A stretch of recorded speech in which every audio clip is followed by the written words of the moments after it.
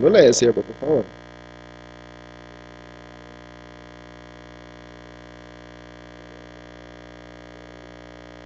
Amén. Una vez más dice, y dará a luz un hijo, y llamará su nombre Jesús, porque él salvará al mundo, dice, de sus pecados.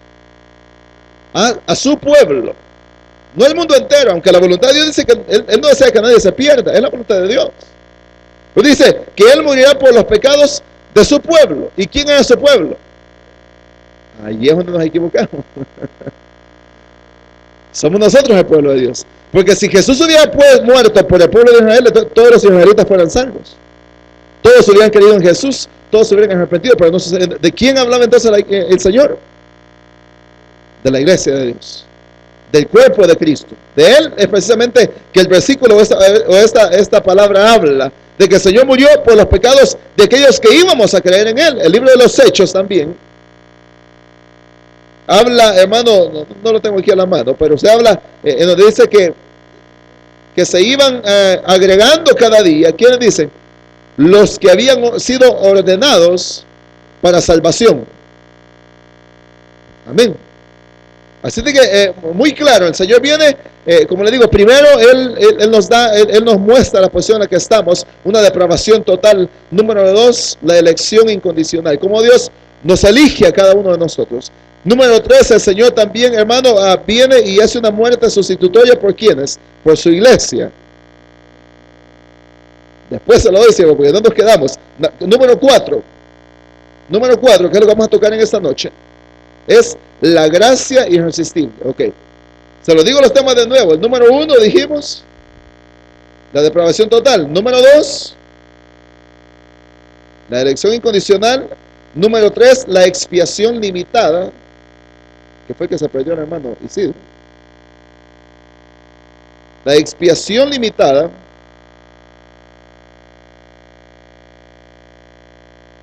Que hablamos acerca de cómo el Señor murió por los pecados de su pueblo, específicamente. Y el número 4 sería la gracia irresistible.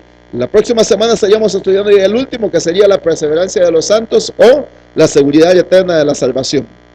Pero esta semana vamos a hablar acerca de la gracia irresistible. Hijo, se me fue el tiempo.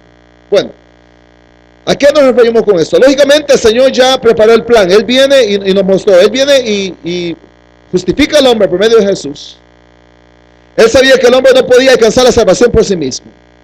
El Señor tiene que escoge ese grupo de personas y viene y muere por los pecados de ellos. Pero falta algo todavía ahí. ¿Qué es ese algo? ¿Qué es ese algo? El que Dios tendría que de alguna manera proveer los elementos de cómo Él va a llamar a aquellos que Él mismo ha escogido para la salvación. ¿Cómo Dios lo hará? ¿Cómo Dios iba a traer a los hombres, a los mismos que Él escogió desde antes de la fundación del mundo, por los que Jesucristo murió en la cruz de Calvario? ¿Cómo Él iba a traerlos? ¿Cómo Él iba a darles la salvación para que gozaran de los beneficios que Jesucristo había ganado en la cruz de Calvario? Eso es lo que nosotros llamamos como la gracia irresistible o el llamado eficaz. Lo que leímos en esta noche, hermanos, en Romanos 8:30, si lo lee conmigo de nuevo, Romanos capítulo 8, versículo 30, dice, ¿qué pues diremos? No, perdón, me equivoqué, es 9:30, 8:30. Y a los que predestinó, dice, a estos también que llamó. Y a estos también llamó. Dios tenía que hacer algo más. ¿Qué era eso? Llamar a las personas.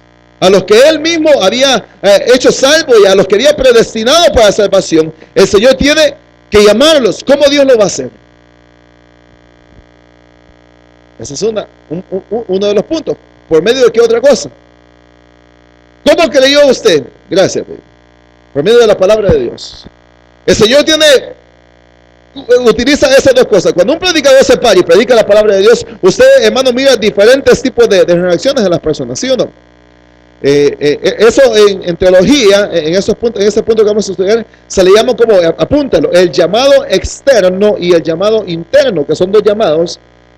A mí me gusta mucho eso porque se enfoca muy bien en lo que Dios hace, el trabajo que el Señor hace, hermano, a través de su palabra y su Espíritu Santo. Viene el Señor y utiliza su misma palabra para llamar a los hombres.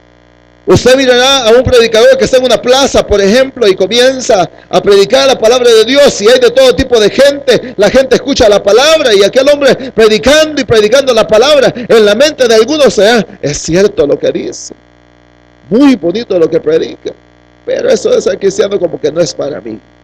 Algo otro pensará y dirá, bueno, la verdad que no me gusta porque no habla así, no está diciendo cosas que van en contra de mi religión. Se oye bien, pero yo prefiero mi religión. Alguna otra persona pensará y dirá, está bueno, pero el mensaje, pero realmente a mí me gusta más la vida que llevo, y si me condeno, pues ni modo, ya, ni modo, ya me tocó. Pero algo otro tal vez dirá, bueno, la verdad que nunca había escuchado algo así.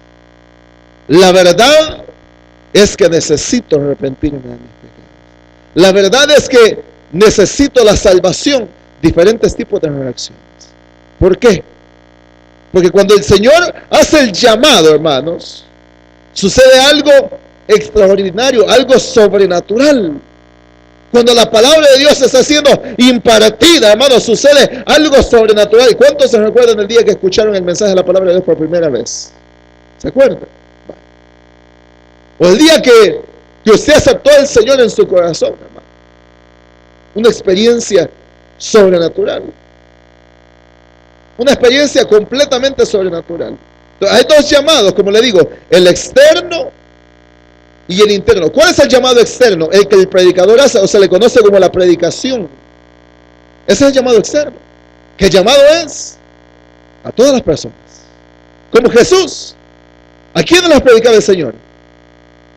Absolutamente a todos, sin excepción. Amén. Hasta gentiles habían ahí que escuchaban la palabra de Jesús. Muchas ocasiones en las que mismo Jesús, ya prácticamente adelantando lo que iba a venir, Él va y le predica personalmente a personas que no eran judías, eran gentiles. La samaritana, por ejemplo. Va y les habla la palabra de Dios, adelantando el plan que ya venía. Entonces, hermano, ¿qué sucede? Que el llamado externo es un llamado para todos, un llamado en general, pero el llamado interno, ese es un llamado muy especial. Lea conmigo en Juan capítulo 16, San Juan capítulo 16.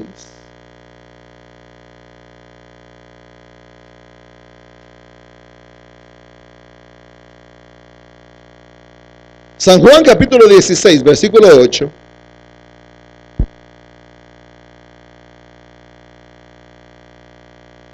Demos el 7 para que usted lo entienda.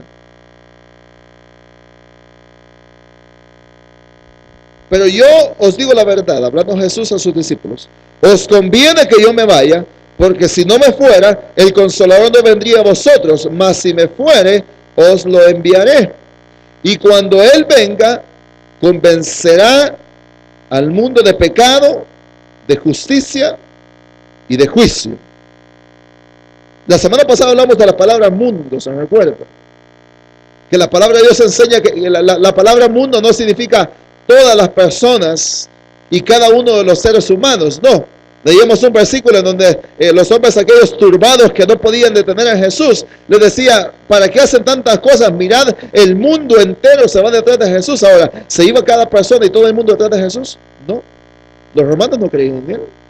Muchos de los judíos tampoco, los fariseos mucho menos, no creían en Él. No todo. ¿A qué se refiere la Biblia cuando habla del mundo? Acerca de los judíos y los gentiles, un grupo completo de personas. Entonces dice, cuando Él venga, dice, Él convencerá a los escogidos de pecado. Eso es lo que conocemos como el llamado interno. Que la palabra escucha. La persona, escucha la palabra de Dios.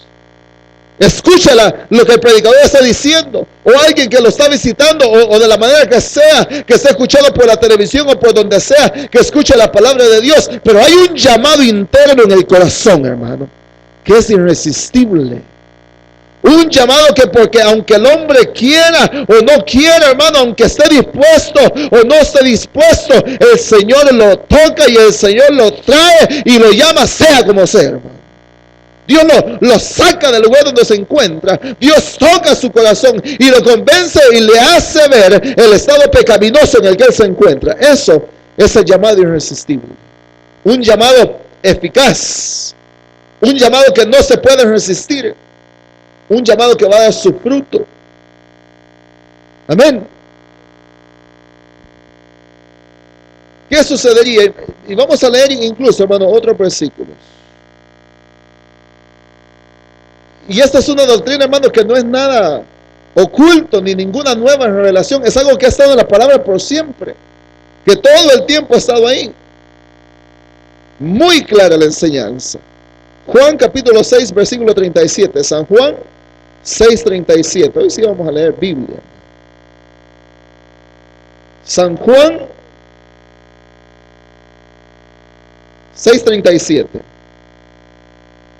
Cuando leo me lo leo y luego lo leo yo para que quede grabado también.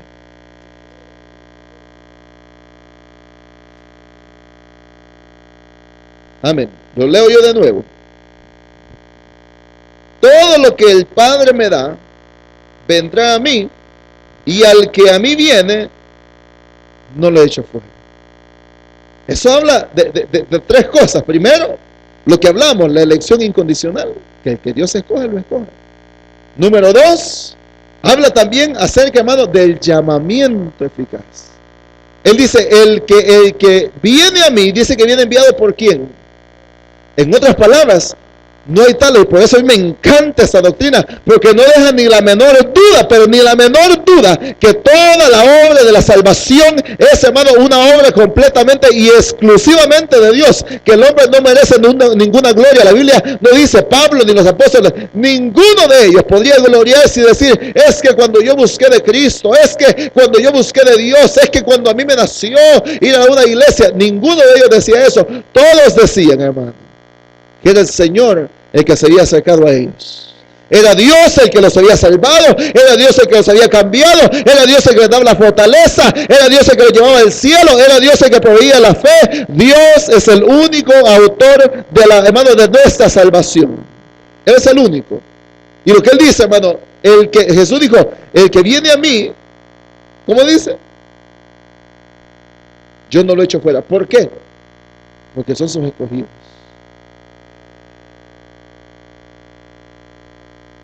Amén. Amén. Viene con carta de recomendación. San Juan capítulo 6, verso 44. Lo leo.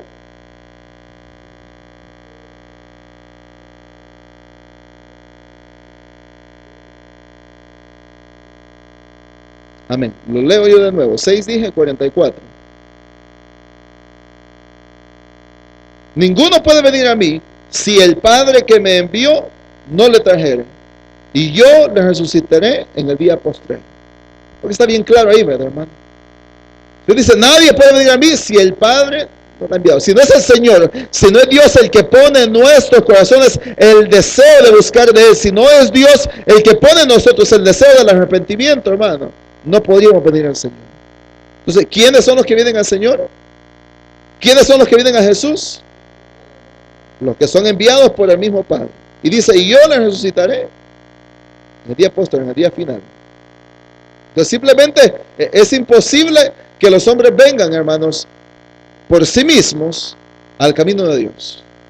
Tiene que ser Dios el que ponga en ellos el arrepentimiento. Amén. Juan 6:45. Ahí mismo donde estamos. ¿Qué dice?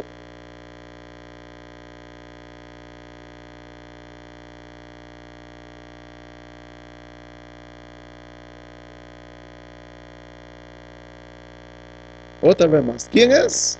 Una vez más, Dios hablando al hombre, el hombre escuchando a Dios y Dios enviándolo a Jesús. ¿Vamos entendiendo, hermanos? Mateo 16, 15 al 17, hermano Leo.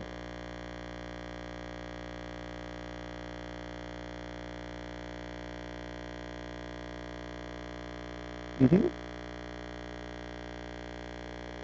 15 al 17.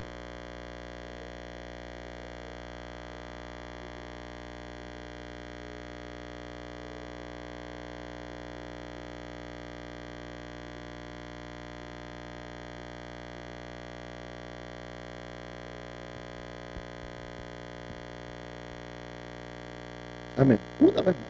Entonces, ¿qué sucede, hermano? Lo leo yo. Le dije 15, ¿qué? 16, perdón. 15 al 17. Se me quedó a mí. Ok.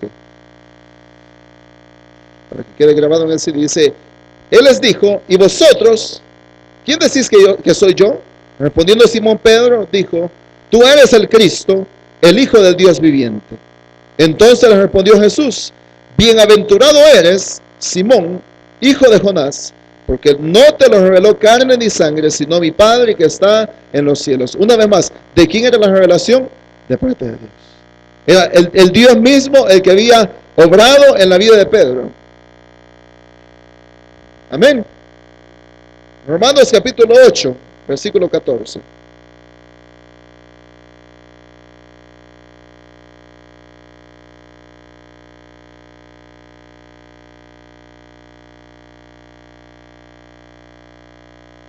Romanos capítulo 8, verso 14. ¿Lo tiene, hermano? Cuando leo.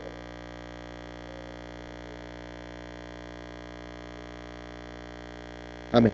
Bueno, dice, porque todos los que son guiados por el Espíritu de Dios, estos son hijos de Dios. Los que son hijos de Dios, el mismo Espíritu los guía.